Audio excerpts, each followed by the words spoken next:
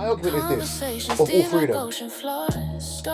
J. Cole's the better rapper of all three of them. I've always said that. He's a better rapper of all three of them, yeah? I agree with that. Drake, Mark's face! no, of the three of them. Oh, right, yeah? man. J. Cole just, especially when, stop it. No. Especially when it's not a J. Cole song and he raps on other people's songs. Because the competitive edge comes out. Drake is the best transferable artist. Commercial, yeah.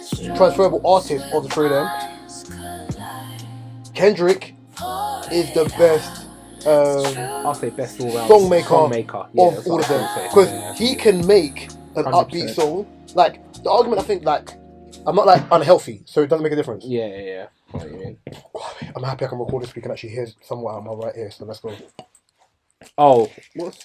Oh, yeah. So last week when we were recording, I had an ear infection in it. So I remember. Anyway, yeah. And then my ear was blocked. When did it unblock? That's the worst pain. It's still not blocked. It's still not unblocked, bro. Oh, that's the worst pain. I went doctors this morning. I went doctors in a week, but they've changed it now, so you got to go through some triage thing. So you got to do it. So when I went through the triage, the first time I put down my information. They gave me a date. They gave me a doctor's appointment for the 2nd of March. Then I tried to book in another one. It was like triage was closed. Day after, before I went to bed, I wrote one stinking message, and then got up. Like I was getting up for work anyway, sent the stinking message in the triage thing. They called me within 10 minutes. Yeah. Then went in. They didn't have the machine to kind of clear my ear. And then had the appointment today. Yeah. And they had some stupid thing, some zesty thing where they put in your ear to clean your ear. Bro, I felt violated, bro. I'll be real with you. I felt violated. But I can hear, my hearing now, I'm probably like 50% out of my right ear, whereas before I couldn't hear at all. I tried to play football the other day, someone called something, and I didn't know. I'm all like feeling vibrations through the air, like I'm Rain Man. It was a bit dark. Why are you laughing for? I was in college. Why are you laughing for? It was mad weird. Their water just being. Nah, bro, get me out of here. I was in college when I was on a bus home, and then my ears just. You know when you're on a plane and. Cool, oh, that's awful, but I'm on a bus. I get the plane. But this one I'm on a bus, right? And it's happening. I'm like, this is weird. Like, this never happens like on a bus. You thought Demon was dancing with you, innit? Bro, no, I'm revising. I get to the library, and then one of the girls we were with, Adiola, was like, bro, like you should go and get that checked out. She wanna roll with the geezer.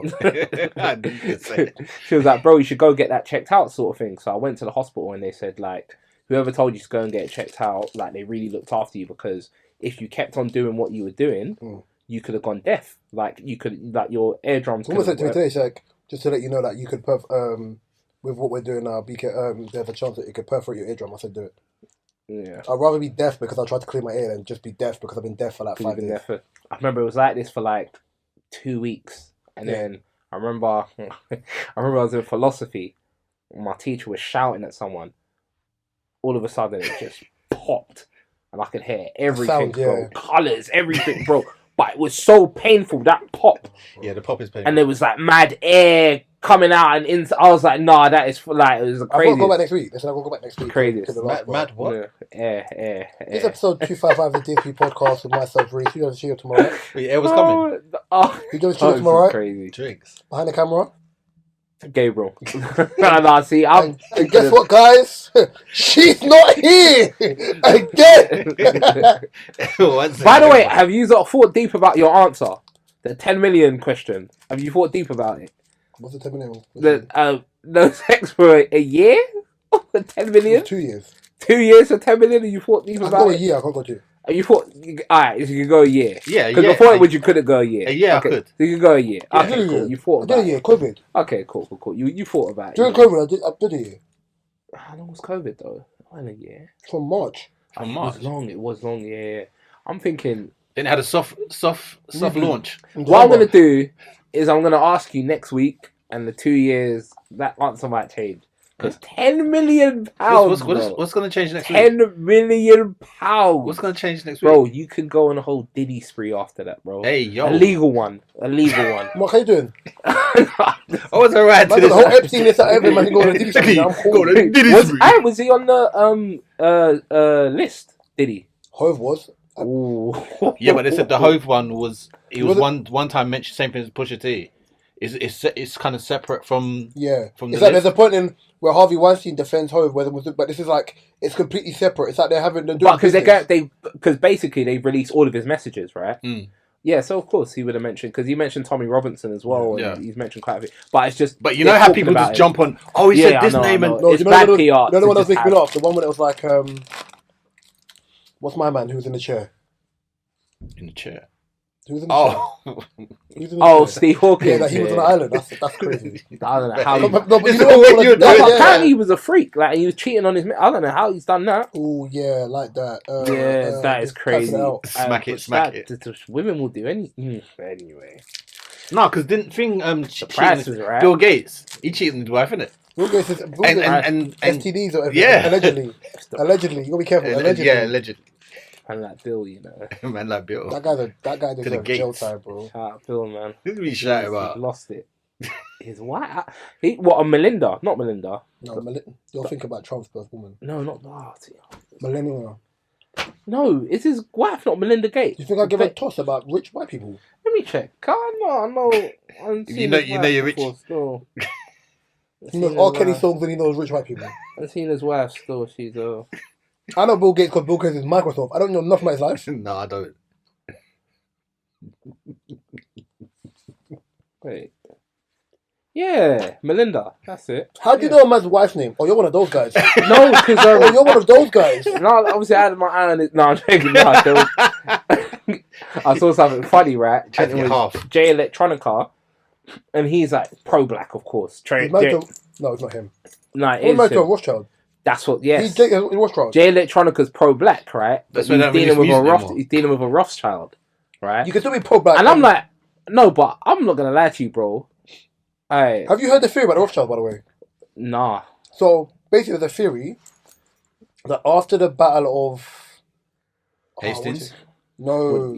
This is crazy. It was a battle that took place in England. I can't When did the Battle of Hastings take place? 1066. Huh? 1066. Thank you. Right, yeah. Yeah, you don't know that. You think I care about How history? you don't know about that? You should. Nah. So there's I think it's Battle of Trafalgar or something like that. The royal family, or it was one of them. I can't remember. It's one of them. Yeah. The royal family were bankrupt because all their money went into the war. So basically, the royal family are not purebreds. No. They're Of course not. forced breed. They're interbreeded. This is the theory. They're interbreeded with the Rothschilds because the Rothschilds have money. But So- even if you go back, They're like, German. William the Conqueror was what, French, wasn't he? They're German. Yeah, they're all, but obviously, that's why they've got so much bread because they're what do you call it for the Rothschilds.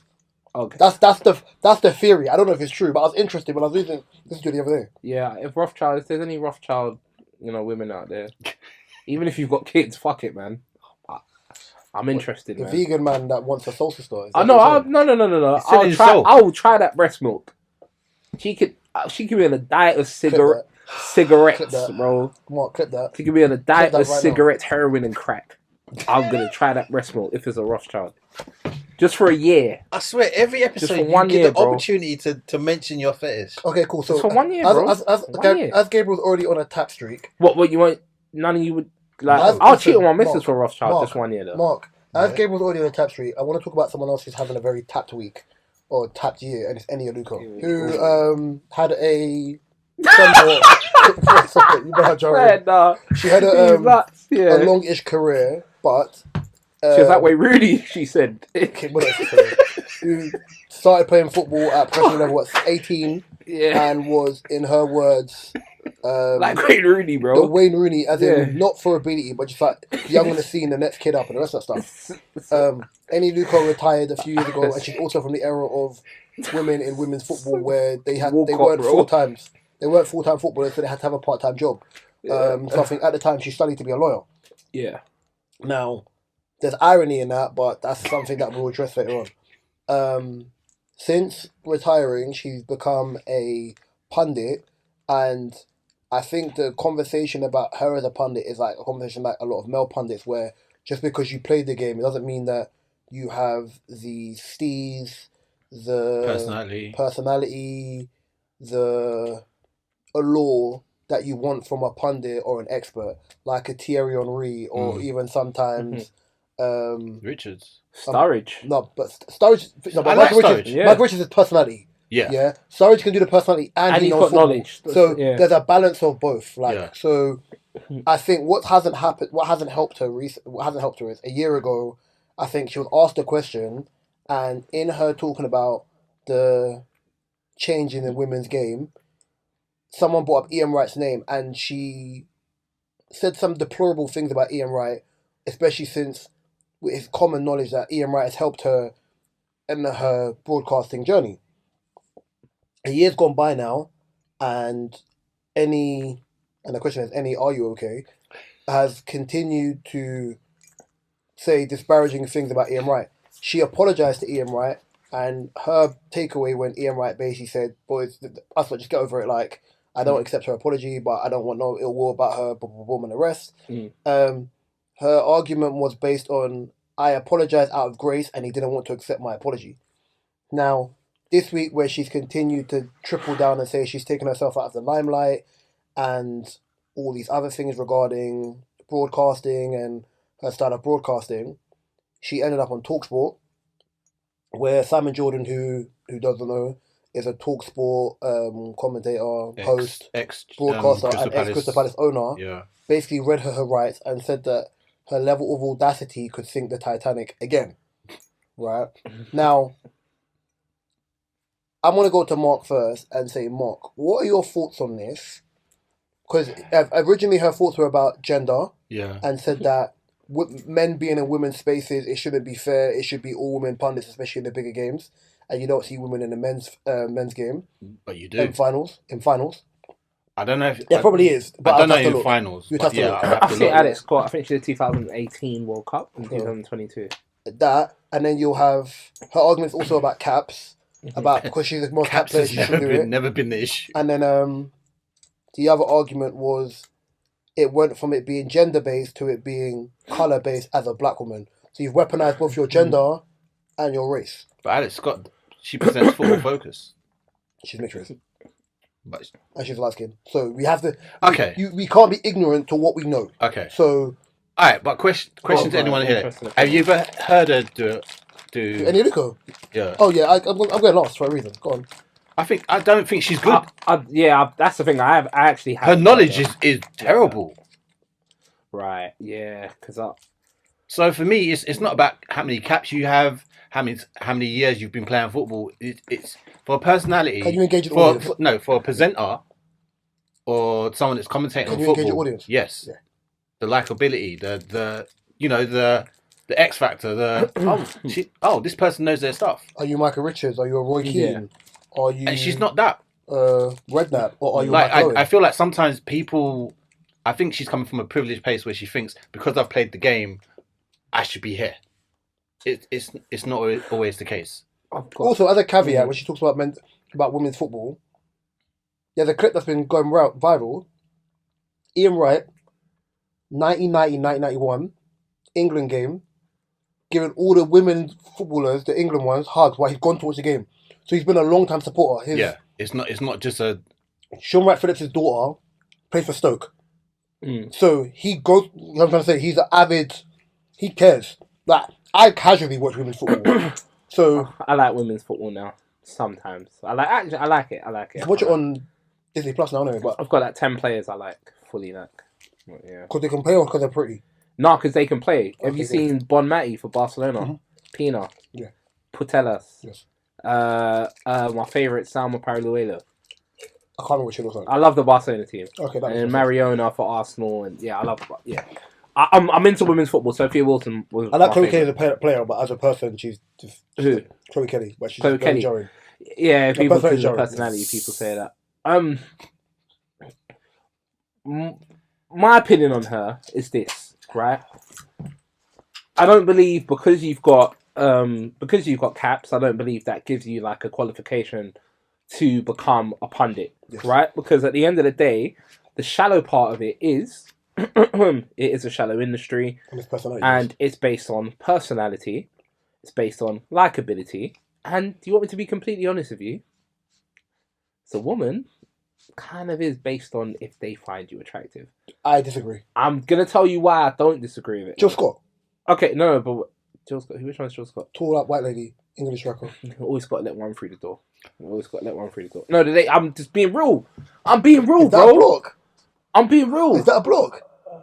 No, they've always got. No, I'm telling you, bro. That sounds misogynistic. I'm just. But no, can see his face. No. But it's not because I'm telling because this is where it is. If you look at the female broadcasters, yeah, you look at the Kate Abdos, you look at the. But Kate Abdo is exceptional at what she does. No, of course, I've met her before. Multiple languages she can speak as well. Like you look at there's like a new one for BT. I think she did like the Club World Cup. Mm-hmm. Light skin, and she can speak Spanish. She was speaking to Bellingham in Spanish, and she used to do AFTV. If you look at Laura Woodsy, if you look at Woodsy's crazy. Man. I don't know why I call her Woodsy. I don't know. I think that's they call her Woodsy. They call her Woodsy. Yeah, when she's with oh my god, the ex Celtic striker, Rangers striker, Annie McCoy. I don't even know why. I just call it. She was on Talksport and then she went to. I think I know who you're talking about. Melissa Reddy, mm-hmm. And then you look at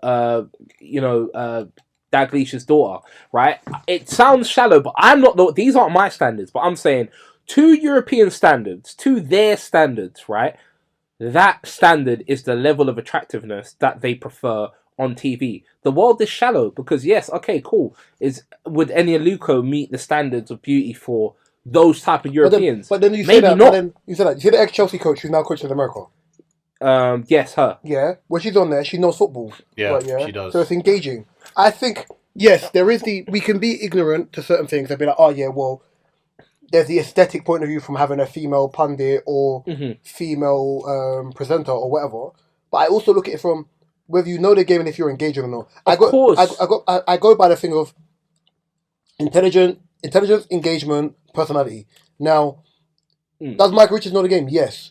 But Michael Richards is very good fanfare because he meshes well with someone else. So take someone like Roy Keane, who's very hard and stubborn. Old school, and then you put Michael Richards next to him, hilarious. Yeah. A Carragher and a Neville both play for rival clubs. Carragher's team was shit for most of the time I grew up. So we're not doing that. I know you're a Liverpool fan. No, Liverpool weren't. Right, yeah. So even that being the case, Gary Neville was not an exceptional footballer, but he was steady Eddie. See, but what you're doing. But I'm saying, but let me finish. Gary Neville was also a person that when he first got into Sky, he did like different games, the lower league games, and he progressively over a 2.5 year gap got better. Carragher had to have elocution lessons because he was so scouse that words he didn't enunciate his words well. But it's over a gradual period of time. Of course. Eni Are You Ok's argument is that she's taken herself out the firing line, but again, my thing is, you drew out Ian Wright, and then you wanted Ian Wright to protect you or back you. Once you did the damage to him, you don't get to dictate how someone feels about something you did. Yeah. Now, that was the first part. Then you said, as a black person, so you wanted Ian Wright to protect you because you were black, but you aired out a black man and then wanted him to protect you. And I've never heard her use the whole black thing before, so I don't know. She's using it now because it. Don't get me wrong. I do agree that I feel as if she should be protected by the community. But no, like here's the thing. I'm seeing loads of racist comments on her. Of course, about her looking like the alien from Star Trek or whatever. She had to come out today, say she likes her lips, she likes her bum, she likes her everything. Don't get me wrong. My argument with Eni Are You Ok is this and this alone. Eni Are You Ok's forehead. I don't like. Would you do that? I think she's cute. Yes, I think she's cute. Here's my argument I have for Eni Are You Ok. I don't think. By the way, sorry. Before you say that, I'm not saying she's unattractive. I'm saying that crowd of people, we know what they like. I don't have a problem with Eni Are You Ok because she's a black woman. I have a problem with Eni Are You Ok because she's delusional. Right? Yeah. There are two different arguments. My argument with Eni Are You Ok is, for a person who has a law degree, you can't argue for shit. Right? Yeah. Simon Jordan, who is, most people don't like Simon Jordan. I like him. He read her the Riot Act. He's a rage baiter. He's a rage baiter. Yeah. But he's good. But then what he does is, he does what I do in arguments, yeah? Whereas you know what buttons to push. Right, yeah? So when you're arguing with someone, and I watch bare stuff with political analysts and whatever, they'll listen to a point you make, and they'll challenge your point. And they'll watch you scream and squirrel out of the point of something that you said, and then you argue something else, and be like, yeah, that's disgusting, but you just said that was okay. So what he did was, he will read things like it's the gospel, and then argue it on it, and then you'll watch people squirm on a point in which they make traps. Yeah, I do it. I do an argument. I set up a traps here to prove a point where it's like, no, Reece, you're being an arsehole. No, you said this. Yeah. You said this where you have to negate ego. My thing is this. The only point where Eni Luko is concerned... I didn't agree, though, with the DEI. I agree with it. It's true. I thought it was offensive. It's true. It's true. A guy came out a couple of days ago talking about the thing in Nigeria and how Nigeria, and he happened to be white, and people was like, the problem is people are angry about the messenger, but what he's saying is true about Nigeria. I saw so many Nigerians in the comments talk about how Nigeria fell because of the Islamists like killing Christians and whatever. There's elements of what he said was true, but because there's a white face talking about black issues, people don't want to hear it. I can't lie. I disagreed with everything he was saying because it's like you got to think about how big Nigeria is, and where it's happening in Nigeria is so away from the main city, the mainland. But it's the equivalent of me saying how many people getting shot and stabbed in London. London's a failed state. It's not a safe country. But Nigeria is probably more safe than London. London's knife crime rate is lower than what people think it is. No, but what I'm saying Yorkshire has the higher knife rate. If you were to take into consideration the murder rate in Nigeria, right, and take into consideration the terrorists that do what they do, it would still be lower than London, probably. So this is why I'm like, And when you go Nigeria, for the most part, it is safe. Like, of course, you can get swindled. Yeah, of course. But it's safer than London. It's safe. But that's why I don't disagree. But I agree with what he said. It's Western world ideals in LEC economy. Yeah. So back to the topic of any kind of thing. Yeah. My argument isn't anything more than where the Joey Barton thing is concerned. Cool, I get it. The DEI thing is subjective, but I believe that. I think you should hire people not based on the color of their skin. You should hire people based on fair practice, based on if you believe they're good enough for their job. Yeah. Now, if she was hired originally for ITV because of DEI, of course she was like, I wouldn't be a broadcaster for 11 years. But then you've been a broadcaster for 11 years. You should be further down the line and have more main shows if you were brilliant at what you're doing. So you try to draw out Laura Woods. Laura Woods is not a bitch. Right, yeah? So that's how I'm looking at it. I agree with Simon Jordan. In most people, Ian Wright is in the Ian Wright business. Most people are in the personal business. But if he's there, gone and helped you, and then you've used Man or Anua, I can never say his name properly, who used to play for QPR. Yeah, Native Anua, yeah. As an outlet, you're more front facing. We all know Anua ain't on the front line of most shows, but he's put in the broadcasting yards over the last couple of years. He's unproblematic, and this is what I have. When you're in these spaces, unproblematic, because Ian Wright went to protect Gary Lineker as his mate. Yeah. You have a problem that he didn't protect you as a black woman, but that's his friend. I don't like people weaponizing their colour when they're losing an argument. I think it's bottom barrel behaviour. Did Gary Lineker get his job back? No. He did. He walked away. No, he got it back for the time being, and at the end of the year, he walked away from the BBC, and then he was meant to do an interview with Salah, but them not thought he was going to talk about Palestine, so they didn't do the interview. Right, but then she's saying... But Gary Lineker walked away on his own sword. She's saying Ian Wright should have helped me keep my job, but he might not have that level of influence. But that's not true, because she said she was given the original contract, and then after that contract, she was given a 9 month. She was given 9 months after that, and then she aired out Ian Wright, and she's saying because of the backlash of it, like it was a bit harder for her to get another contract with ITV, and then she said she removed herself over the last year because since she's moved out of England or whatever, she's had better opportunities. So if you have better opportunities, why are you still bringing the shit up? Yeah. And just to point out as well, I think she's a conservative, so this is why, she voted conservative, and I think this is why a lot of black people can't connect with her. There's a lot of black conservatives. I'm not even going to do that. No, 100%. But historically, no, I'm probably more conservative than I am. I just think she's probably not likable. I'm no legal part. I don't rock with none of them. She doesn't come across likable. Yeah, it's not because she's black. Something is. There's nothing wrong with... We always have the conversation on this pod and in real life, about accountability. Yeah? There's nothing wrong with... Here's the thing. Gabriel, I could violate you, and I'm talking about that man that violate you, and then... Say if I violate you, and then... Like, Ricky or... Richie, sorry. Yeah. Or Mark pulls me up and said, "No, that's Royce, bang out of order." Then I come and apologise to you. And then you don't want to hear and you don't want to accept my apology, and I'm like, bro, well, I showed you grace, and it wasn't my intention to do that. Does it now nullify the violation? No, it doesn't. No. Especially if you've helped me so much in life. My argument is this: sometimes you have to read the room. her failure to read the room is why some of this happens. Do I believe now, as a community, we should protect her? Yes. Do I also believe that she should shut the hell up? Yes. Yeah. I was going to say, yeah, I believe as a community, as a black woman, she should be protected. I'm not carrying it because she's a black woman. No, we should protect our own, like you would in a like lions protect their own. But of course, she still needs to stop. But she's one of the people that, like, you tell kids not to put their hand on the oven because it's hot, and she keeps doing this. The only reason why I'm saying as a black woman is just because of some of the points that I'm seeing from the racist side of Twitter. She looks like Mark Henry. She looks like Didier Drogba and all that. Those are the things that tend to affect black women. So I'm saying as a black woman, we should protect her from stuff like that. I actually don't believe in publicly criticizing her constantly, because that gives fuel to the racist white people to do what they want to do. So this is why I still don't want to go too far. Okay, cool. But let's be clear. We're not talking about the racist white people that's doing this, right? Yeah, we're arguing the fact of. Of course you're not. I know. If we are in a collective and you have a brethren who keeps effing up, and you're like, yeah, you're moving mad, and they keep effing up, sometimes you've got to be quiet. Now, if it was just like if it was a one-time thing and we've left it, cool. Like, people love Ian Wright. They love Ian Wright. You charge at one of the most loved black men in this country. Yeah, he's loved by white and black. He's loved by everyone. Yeah. One as a striker, as a personality, like, and he's got the backing of the whole Caribbean community. So then you're talking about like, my mum was an Arsenal fan. My mum's an Arsenal fan because of Ian Wright. Right? Yeah. I remember my mum would probably, out of all the English players, she would know Henry and Ian Wright. Exactly. Do you know what I'm saying? Right, so, yeah. Even like when Henry speaks, for example, whether he's on CBS or with someone else. Eloquent. I remember English is his first language because I think he speaks Italian, French, English, and I think Spanish. My friend knows him. Yeah, I'd love to meet him. I mean, to meet Thierry Henry.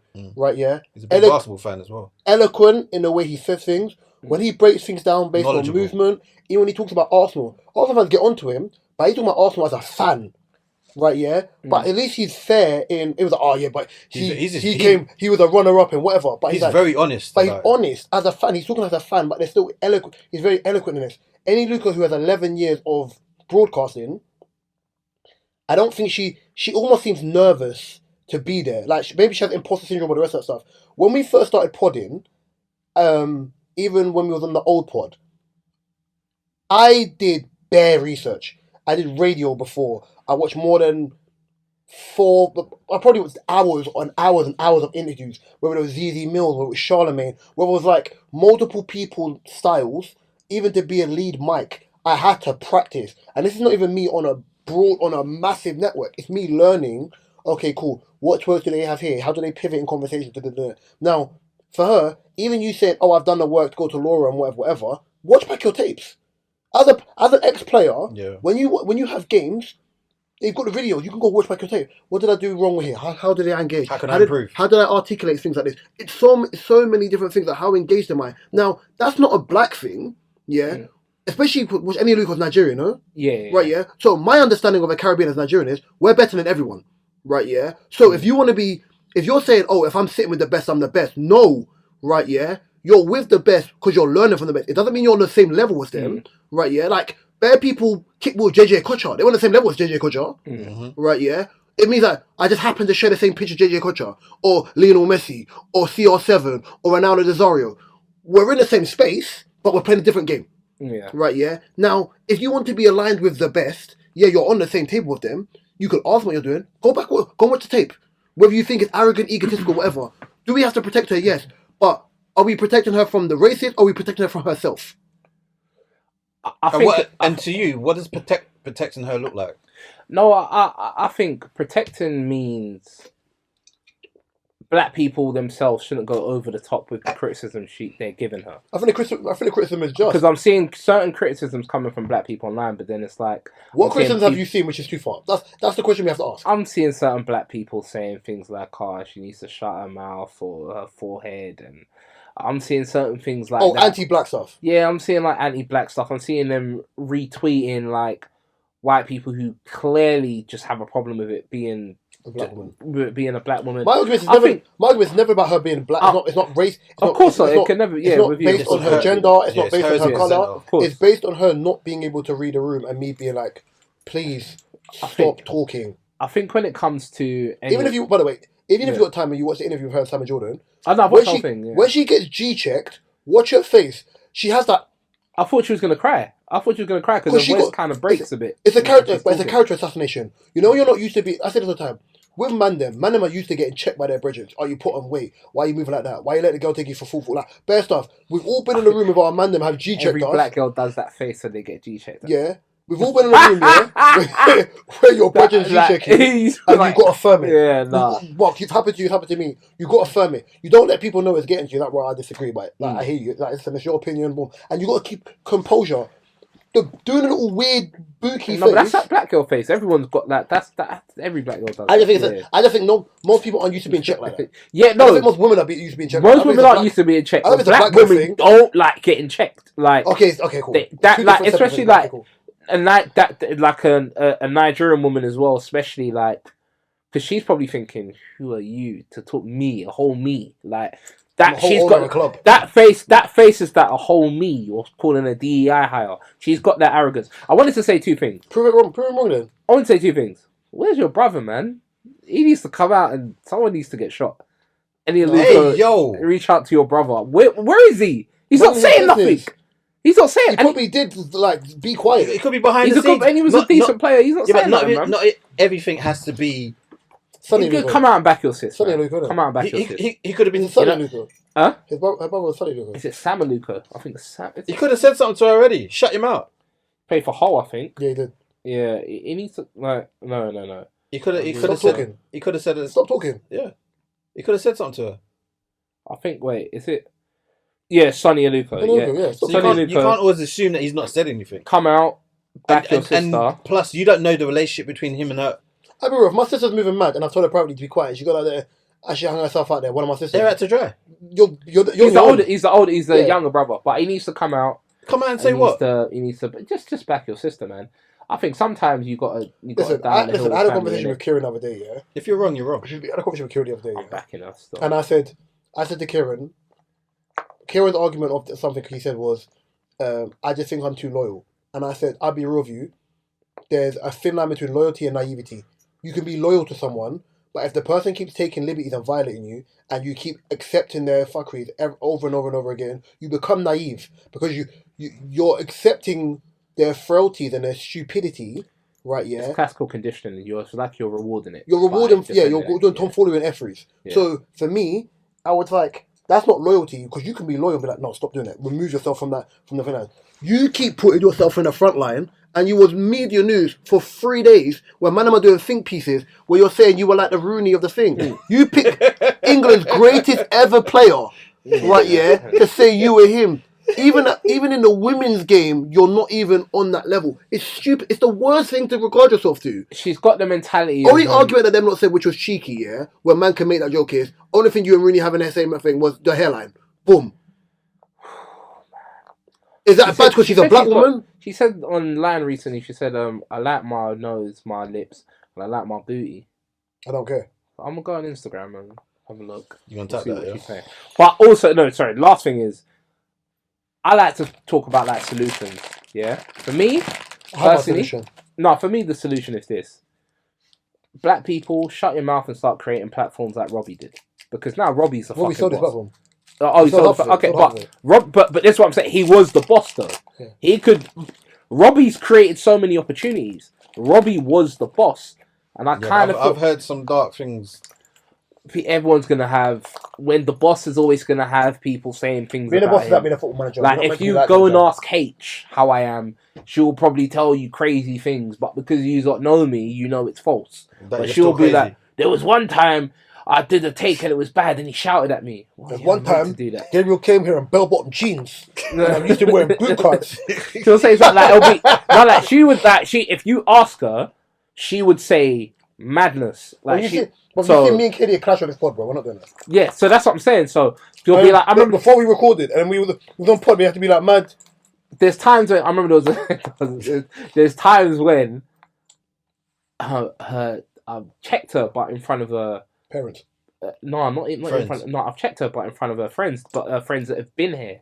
But there's times where I'm like, she's doing something wrong, and I'm like, I can't check you now because you're in front of people that don't know me, And they're going to be like, bro, why is he talking to them? And they just about... No, so I'm not going to say nothing. But if it's friends that come here constantly, if I have to check you, I'm going to do it. And the reason why I'm going to do it is because you need to remember, I'm in a position of authority.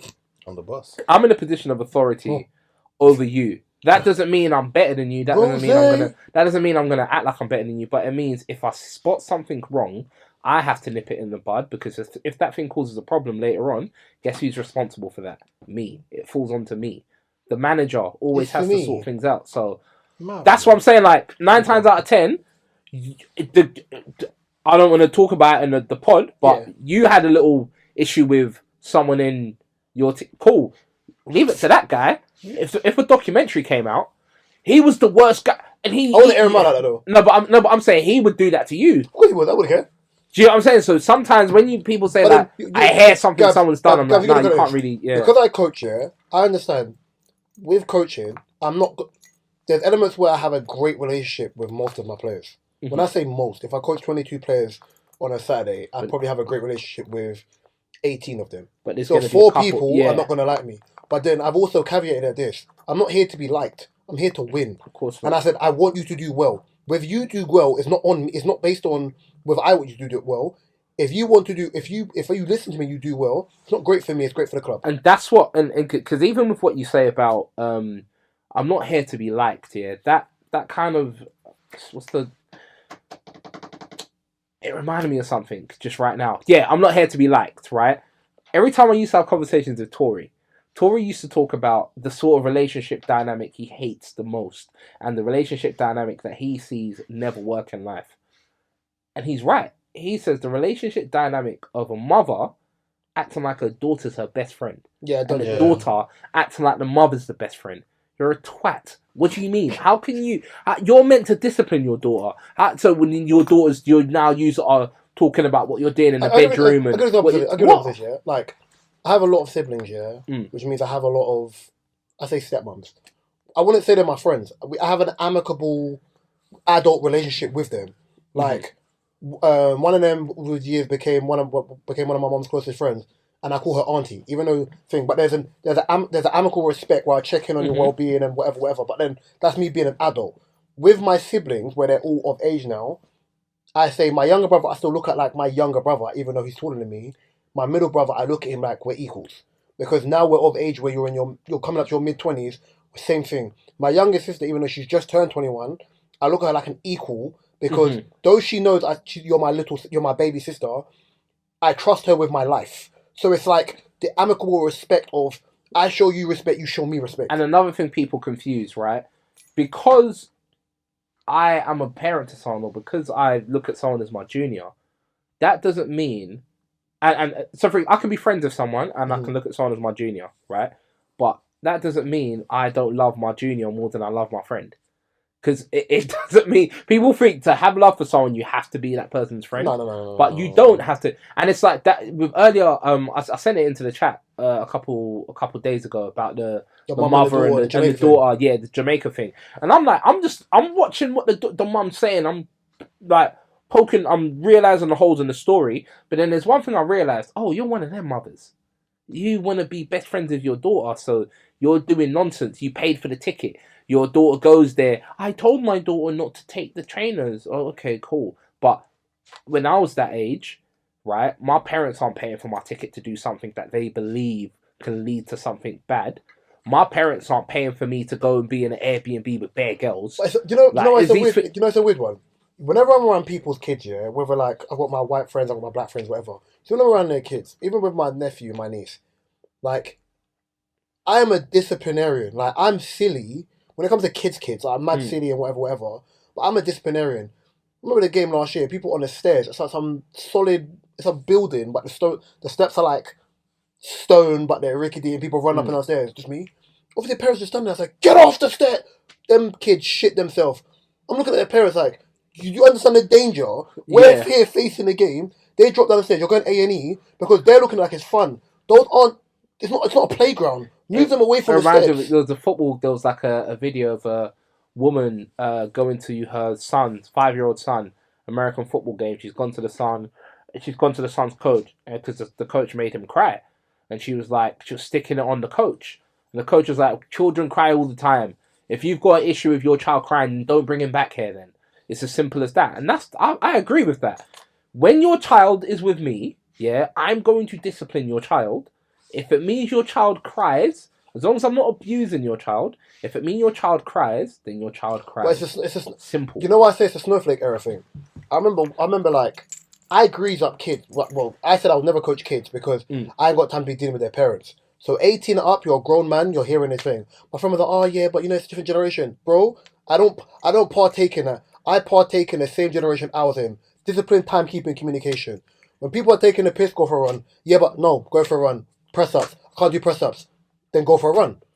When my nephew's trained with me, and my nephew's done something dumb, and he's doing something, I said, what, big you want to be playing football? You can't go for a run. Then I was like, but he's 14. And I said, guess what? If he's in the academy, he would have got dropped. Go for a run. Right, yeah, I said, you're teaching people discipline. Like, before we change subject, we'll change something here. I mentioned this, there's a page on Instagram, yeah, where there's this gym in New Jersey. Oh, Diamond Gym. Yeah, and you got unks. Yeah. People talk about, oh yeah, the form is shit or whatever, but it's not about that. It's the discipline about, when you want to give up, what have you got? Yeah. Right, yeah? I remember I watched a guy the other day cry, yeah? The guy's got to give on the weight. He's like, you're going to give up on your child when your girl gives birth. And obviously, man did the weight, yeah, but he broke down. Unks gave him a hug. And I think people don't realise it. People talk it misogyny, whatever that. It's about pushing yourself past your normal boundaries. Because it's too easy to be like, I give up, or I don't want to, or like, why should I do this? If you can't push yourself past what you believe your limit is, give up. Do you know, I saw something here. I remember when I told you I went down a rabbit hole where I was watching like a Ukraine-Russia conflict, right? Please don't even. So there was one fight I saw where it's a guy and he can hear someone in the house, but he's not knowing who the person is. But this is the Russian soldier.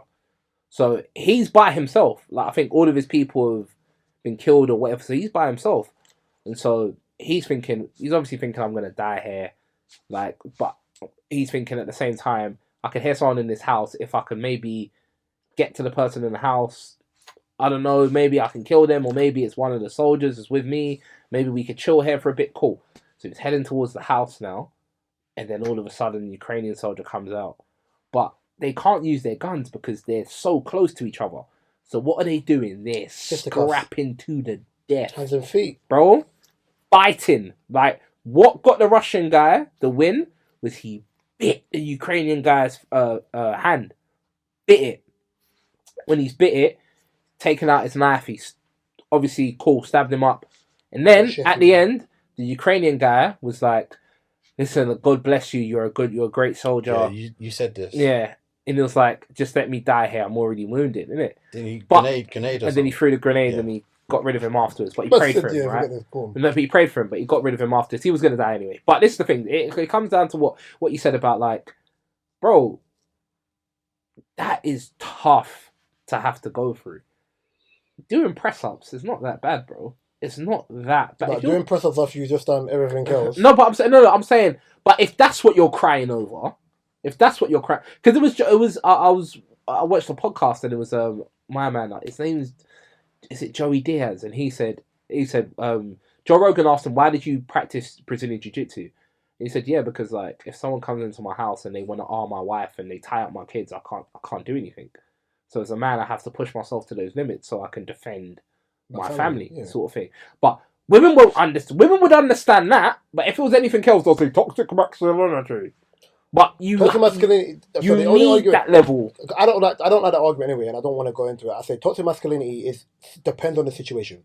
So if you're in danger, the level of effort you don't like is but it's toxic masculinity from men. No, some men are tapped. So the same toxic masculinity you hate, if you're in danger and you're your partner, the same that's going to save your life. So that's going to save you. It's one of them ones where when it makes logical sense to you, or whether it's a logical situation with an emotional response. The mother is like, we won't toxic masculinity is what they refer to it as toxic masculinity when it doesn't work in their favor.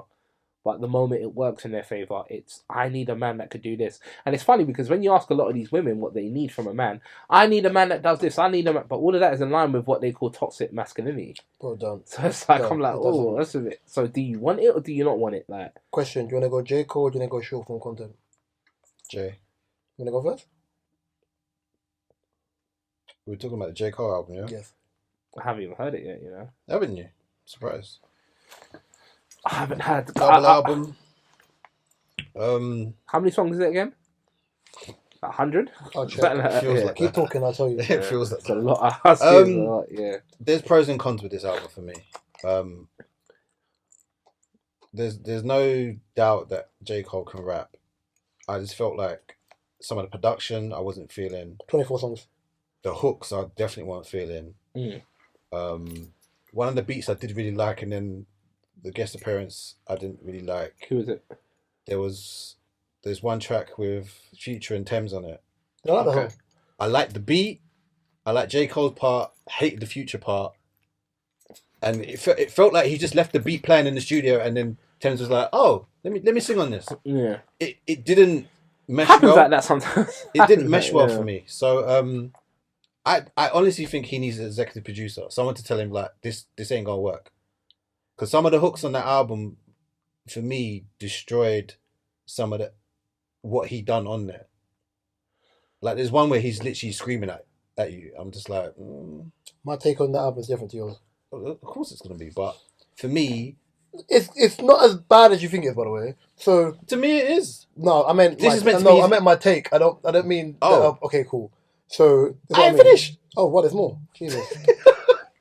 But for me, I feel like he will be better off with an executive producer to tell him this sounds good, the hook shouldn't go here, or change the hook or something. Like I feel like he needs someone else, not a yes man, someone not like a Dr. Dre, but like an executive producer that'd be like, nah, that doesn't work. Maybe what Mustard was for Kendrick.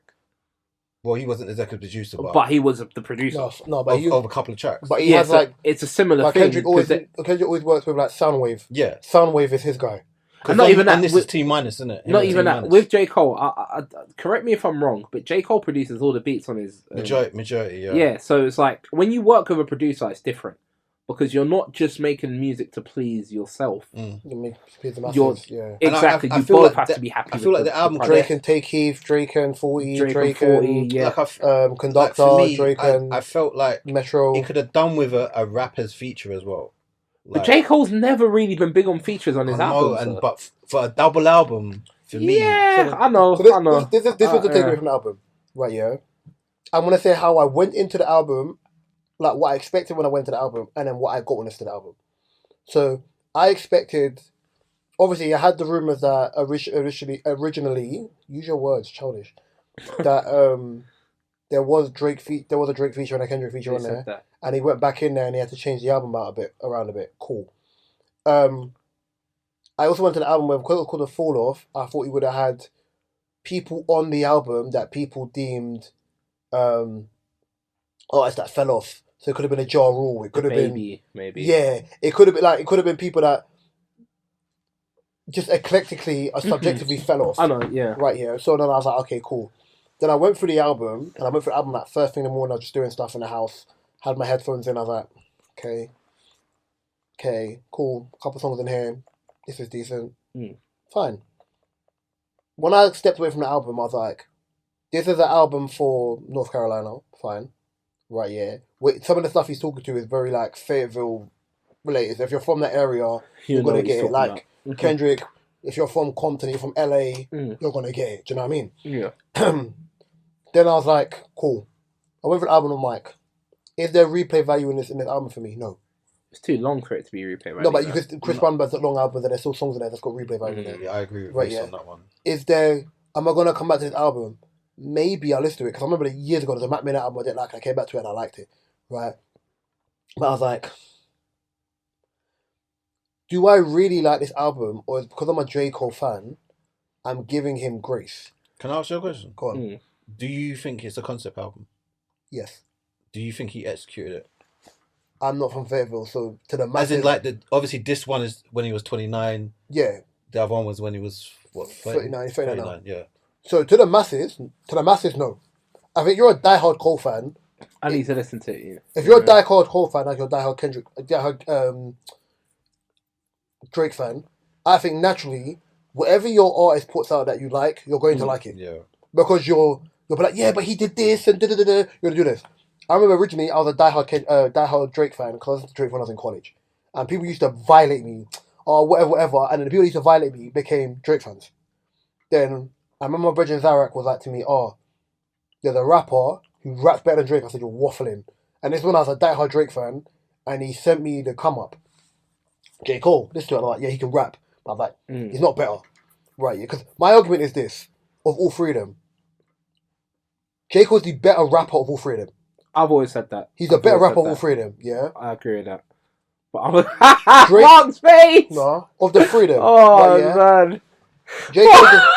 Cole, especially when... Stop it. No. Especially when it's not a J. Cole song and he raps on other people's songs. Because the competitive edge comes out. Drake is the best transferable artist. Commercial, yeah. Transferable artist of the three of them. Kendrick is the best I'll say best all-round songmaker of all of them. Because he can make an 100%. Upbeat song. Like, the argument, I think, either you posted it or someone else posted it. J. Cole and Drake don't have an alright. Like, we go and beat. They don't have that type of song. Drake's song could probably be God's Plan. It could be Deep God's Plan. J. Cole's got Love Yours. Yeah, but it's not as good as All Right. All Right and is that's used a deep song. All Right is used for we go like BLM. Yeah, no, They don't. J. Cole hasn't really got enough. Crooked Smile. Crooked Smile's uplifting. The one with Lil Durk. Time out. What I'm saying is that song, All My Life, is awful. Sorry. No, I love it. I'm telling you, you're telling me you think that song is no, it's not that. No, of course not. Oh no. They don't have that. Now again, I know my man's face was curdling like spoilt milk here, but I'm saying ultimately, all of them, I call it the Trinity. Why they call it Big Three? Indirectly, all of them need each other for them to be able to do what they do. Of course they are. It's like Messi and Ronaldo. Yes. When they was going at, they need each other. They need each other in that. Yeah. And unfortunately, when I heard the album, as a fan, because I don't like, there's songs of Kendrick's that I don't like. Like, I'm not gonna act like Kendrick's make amazing, there's songs of Kendrick's I don't like. I heard the album, and I think I understood what the concept was. For me, it didn't stick. For me, I didn't like it. I was like, I'll have to go back and listen to this. But it's like the same argument I had with the Ari Lennox thing, the last time we recorded. I'm like, but I think for him, I knew when J. Cole was targeting the album. What I mean, for me, I was like, you know what? It didn't. I haven't heard an album this year where I'm like, yes. It'll be interesting to get everyone's take a month from now, because when it comes to albums, it takes longer. Sometimes as I said, it takes longer. For me, initially, I've listened to it twice so far. Okay, cool. Because sometimes it takes a while. 1.5. Like, it took me a long time to like the Drake album. By the way, do you know how bad it was? Same. I got off his album to go and listen to Ambush. Oh no! Do you see? All men bleed. Man jump from one scene to another. But no, don't get twisted. I think the next time I'm in here again, I won't even ask Kadia because that's where we stand. Yeah, shade, aggressive shade. She needs to be here. I will. So this one ain't for the women then. They don't like women. If you're a Cole fan, you'll like it regardless. Okay, cool. I'm listening to it. Someone said there was a lot of N-word usage on this. I was like, bro, like I'm not that person. I'm not that person. But I think I'll listen to it again. Do you feel that Cole actually lets you into his life? He has with his previous albums. He has. I know my favorite J. Cole. You know, I'll be real. Album number 1 of J. Cole I didn't like. Okay. Born Sinner I loved. Forest Hill Drive is probably my favourite one, next to Born Sinner. Then KOD I didn't mind. It grew on me. No, did he? Yeah, that album did grow on me. Right, yeah. And then I think it's one of the ones where it's like you kind of just do this with Cole music. Like with Kendrick, I don't know what I'm gonna get from a Kendrick album. Yeah. And because none of them sound the same, it's fine. With a Drake album, I know Drake has tried different things, but I also understand that Drake's target audience is so vast. I'm never going to get a complete hip hop album, and I accept that. Are you looking forward to Iceman? No, I am, because that's the first album since his first solo album. Since do you know why I'm not looking forward to it? Because it depends on. I don't want to hear you talk about what's already happened. I want to hear you just talk about other things. No, but we don't know what he's going to talk about. Nothing. I'm not looking forward to it because I'm like, for me, you've teased it for so long. When it should have dropped, it didn't drop. So then I'm like, I don't know if I really want to hear this album now. And the production's crazy. Like, there's one beat where he's walking from the train. He's walking into the train station. I didn't watch the thing, you know. Okay, cool. There's one beat. He's walking in the train station. I'm gonna send it to you. The drop, the beat is man. I can't wait. I just want to hear. Can't wait. Can you I want to see what he's saying. I look at the way Mark's looking at me, man. I don't look at Come on. Whenever you message me, I don't look at Mark because I know Mark's on this. There's green-eyed envy. No, man. But yeah, I'm gonna give Cole's album a listen to, and I'm giving my opinion on it. I'm gonna let you guys know what I feel about it. I want to do it again, but I think because it's 24 songs, like I think the best way to kind of, I think the second some people say that the second. Yeah, some people prefer the second than the second first. half is better than the first half. But see with albums, unless it's R&B music, if it's like I don't have the time, I put music on and I'm doing stuff, and I'm like, okay, cool. If I feel like it's dreary or whatever, I'll be like, can I get through this song? Change, like, but I'll still want to listen to it over and over again. Just be like, I tried, because I'm not one of the people that I'm going to be forced to like it. Like, it's not like Olivia Dean. You know, like Olivia Dean's amazing. So like, you're going to go listen to Olivia Dean, or you're going to go listen to Conway, or you're going to go listen to. I know Olivia Dean's an R&B singer, but you know what I'm trying to say? Because Summer Walker's album, when that came out, didn't like it. I didn't like it, right? Didn't like it. But then I listened to it after a while, and there's a couple songs I started to like. No, there's songs and then on there eventually that I like. I'm like, oh, it's not that bad actually. There's songs on there that I like, but if you're a Summer Walker fan, her stuff before this is her toxic Scissor album. It's her Scissor album. But yeah, this is her more toxic era. Yeah. She's in her more. But that's why it took me a while to be like, okay, you know what, this isn't that bad. It's not what it was before. It's not for me. But it's not that bad. It's not meant to be for the guys. Yeah, it's not meant to be for the guys, to be honest. Because when I heard it, I had to do a review on it, and I was like, oh man, I'm not the biggest fan of this, you know. But then I'm trying to judge it from a universal. But then afterwards, I listened to it, and I'm like, okay, cool.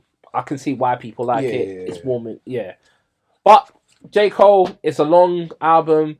That's the only reason why I haven't listened to it, because when I listen to albums, I like to have like a study period where I'm not doing anything, or I'm doing something. There's shots on there. There's shots on there that can be open to interpretation, but I'll let you listen to it, and then I think once you've heard it, next time we record, if you heard it, we'll go over it. Pivoting from this, because it's content, we make content. You had a topic about short-term content. Yeah, do you feel that short-term content is ruining people's attention span? It did before. I don't think it still does now. Do you think it's getting worse? I don't even think it's short-form content that's ruining people's attention span. I actually think it's the amount of things available that's ruining people's attention span, because I see, like, you know, like back in the day, you're a kid, right? When you're a kid, there's only very few things you could do. Like, it's either play the PlayStation or play a manual, like a physical game, right? Whereas now you've got iPads, you've got PlayStations, and then you've got the TV, and then you've got laptops, and then on top of that, you've got your phone, your mum's phone.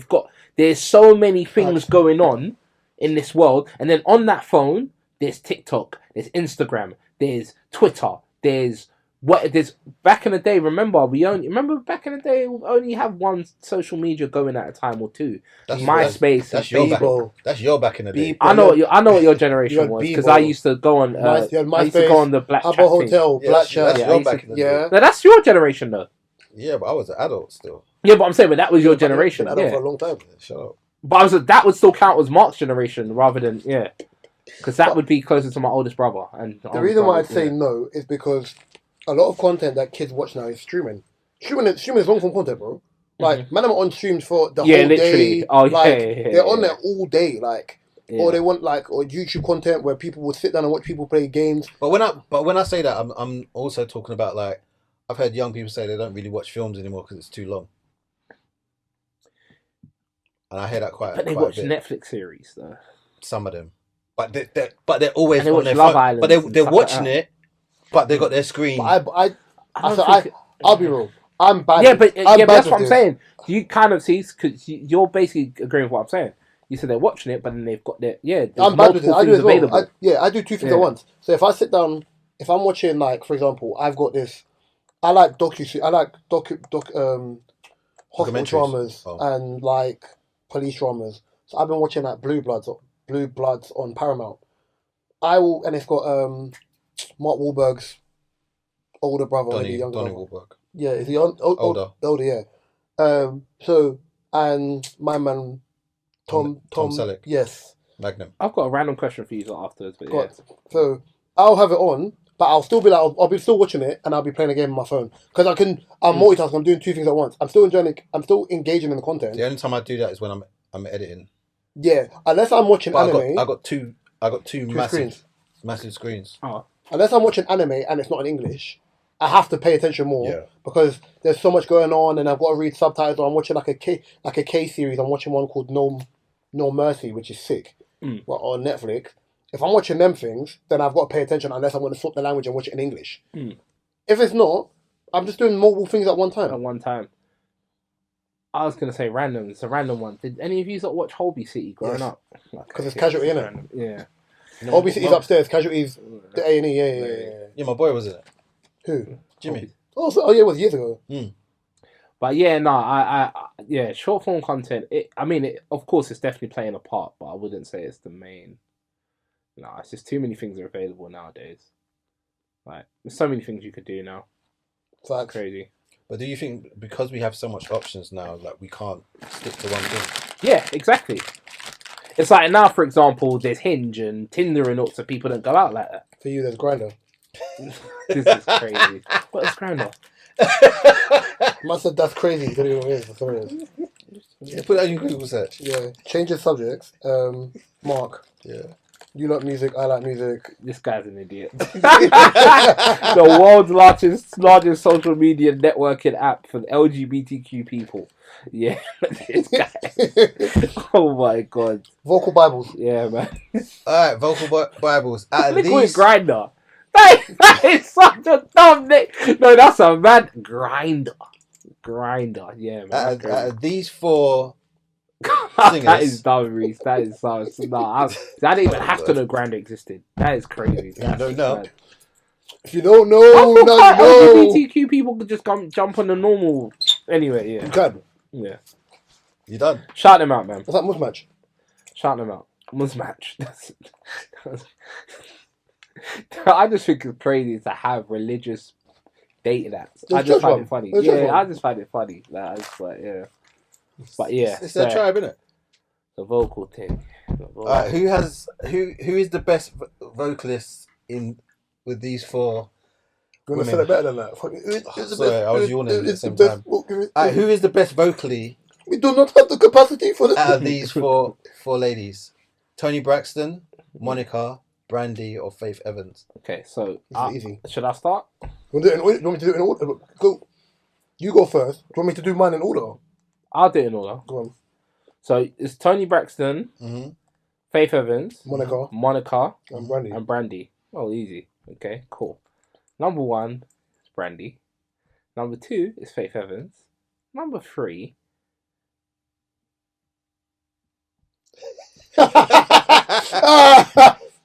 It's Monica.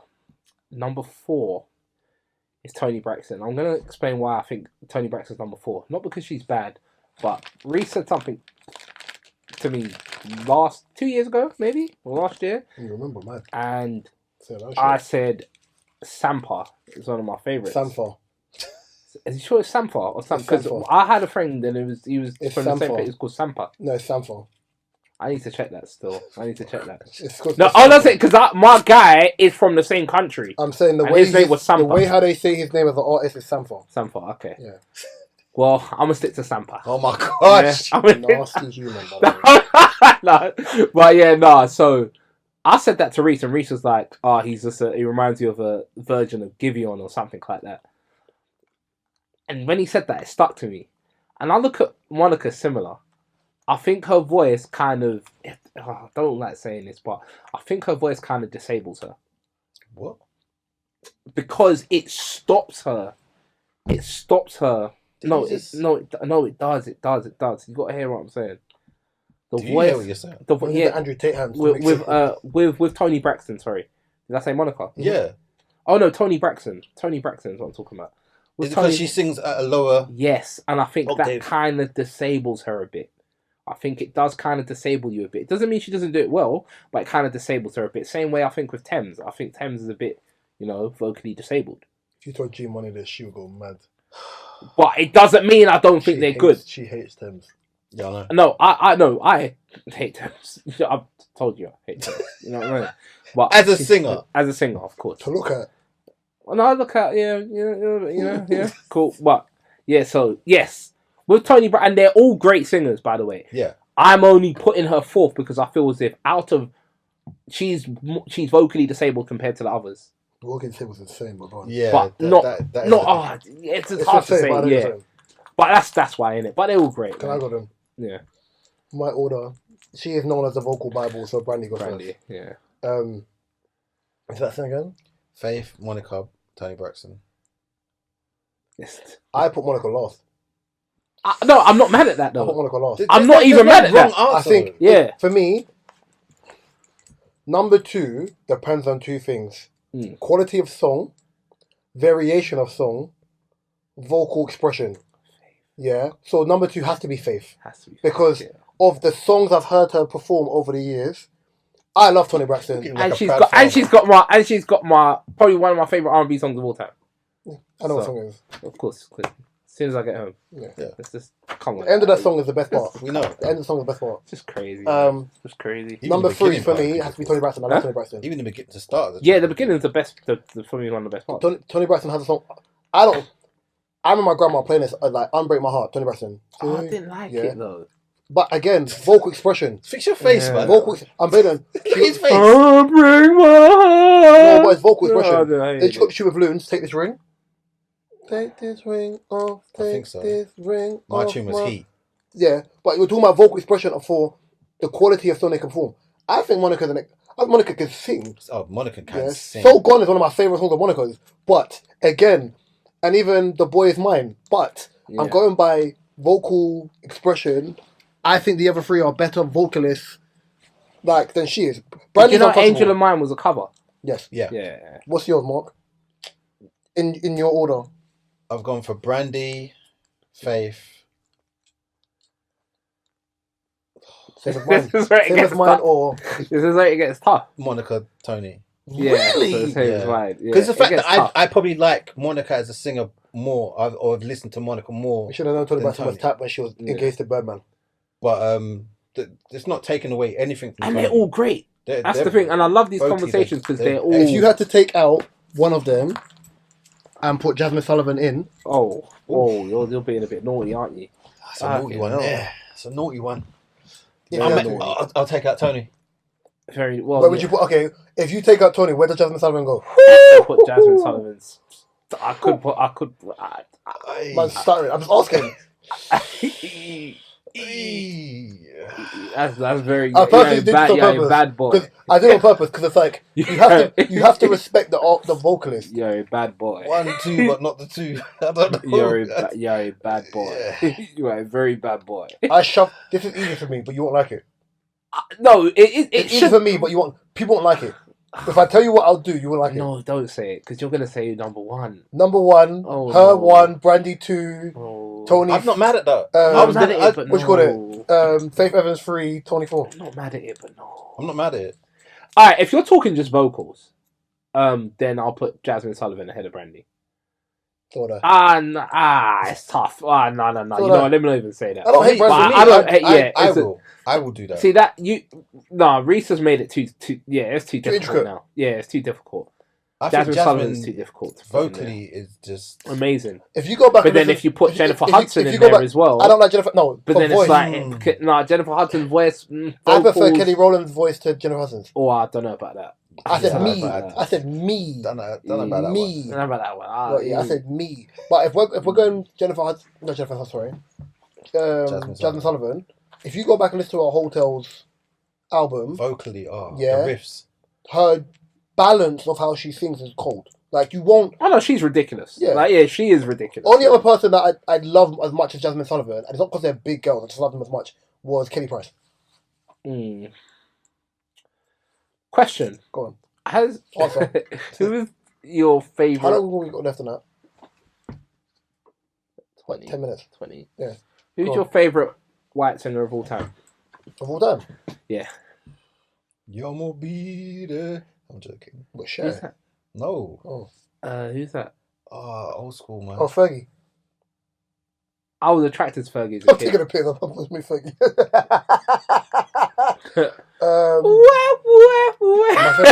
My favourite one growing up was